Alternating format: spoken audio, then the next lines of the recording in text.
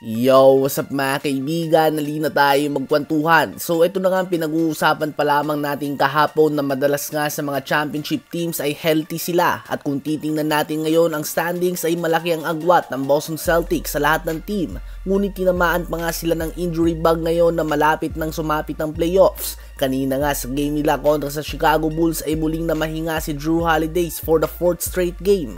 Akala nga ng madami ay simpleng pahinga lamang ang ginagawa ni Holiday. Ngunit may legit injury nga ito mga kaibigan.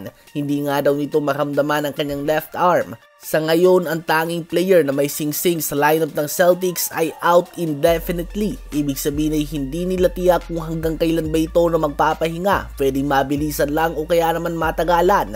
Malaking kawalan nga si Jrue Holiday sa lineup ng Celtics. Sila nga ni Derrick White ang all-around player ng team na ito. Mapascoring man nga, rebounding, playmaking, defending o kung ano pa man yan, lahat nga nila ito ginagawa. Kaya naman kung mawawala siya sa lineup nila ay malaki nga itong kawalan talaga sa Celtics. Ngunit kung titingnan naman natin ang competition sa East, mukhang kaya naman nga ng Celtics umabot sa East Finals kahit na wala si Jrue Holiday. Ngunit ibang usapan nga kung Bucks na ang kaharap nila o kaya naman ang mga bigating team sa West. Ano ba masasabi nyo tungkol dito?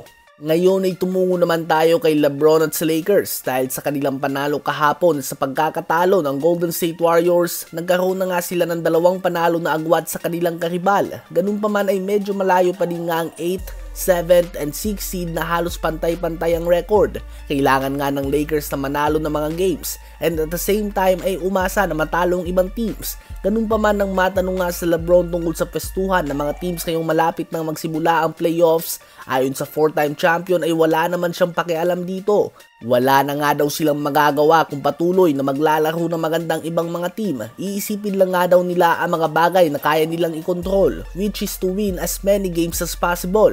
So ayun nga po mga kaibigan ang pahayag ni LeBron dito.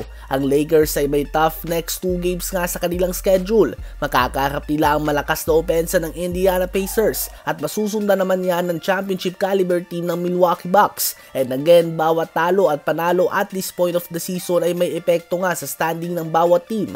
Ano ba masasabi nyo tungkol dito?